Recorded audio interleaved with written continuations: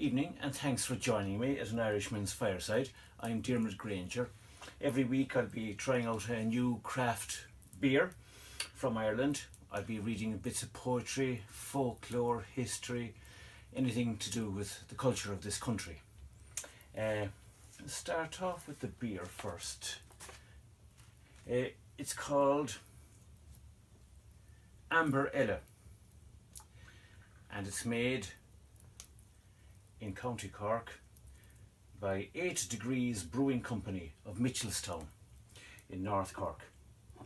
It's described, it's quite strong, it's 5.8, and it's described as an American amber ale.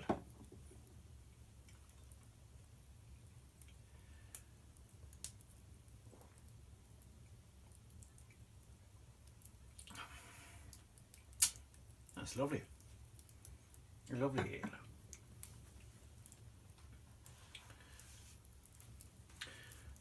Now, Mr. and Mrs. Samuel Carter Hall were two writers and travellers from England, and they came over to this country. They had a great grow for Ireland, and they came over here in 1840, and they travelled the entire country and wrote about their impressions. And in this chapter they come to County Cork, they come to Gugan Barra, source of the River Lee, and we'll see how they got on. To properly examine the romantic lake of Gugan Barra, the pass of Caymanay, and the wild and singular scenery that leads to and surrounds them, the traveller must first diverse from the high road and follow a route that leads back again, unless he is prepared to tread over mountains where a goat would scarcely find his way homeward without direction, and to encounter the perils of bogs and morasses more numerous than cottages. The adventurous pedestrian, however, will be amply repaid for his risk and labour, for in no part of Ireland has nature left more completely to her own guidance and government. From Macroom to Inchigeela, a village midway between the town and Gugan Barra, the road becomes wilder and more rugged. Huge rocks overhang it, high hills look down upon them, and over these the mountains tower.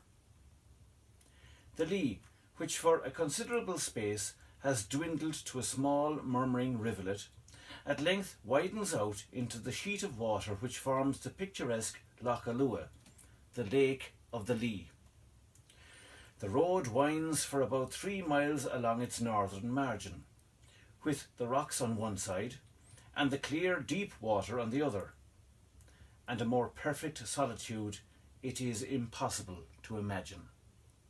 Not a tree is to be seen, but the rocks have assumed the most singular and fantastic shapes, and yet a century and a half ago these rocks, hills and valleys were clothed with forests to the water's edge, and in their fastness the red deer roved.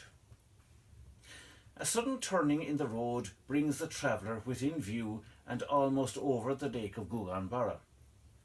It is a scene of utter loneliness, stern grandeur and savage magnificence, but it is redeemed by a little island with its group of graceful ash trees and ruined chapel.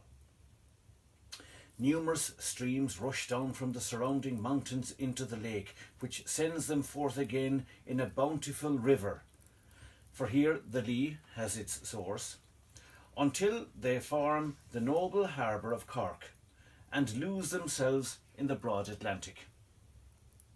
In summer, these streams are gentle rills, but in winter the foaming cataracts rush over ridges of projecting rocks, bearing them of even the lichens that strive to cling to their sides. Mr. and Mrs. Hall in Gugan Barra, source of the River Lee. Thanks for joining me. Tune in again sometime, and I'll go onto another craft beer, and I'll root out another piece of literature for you.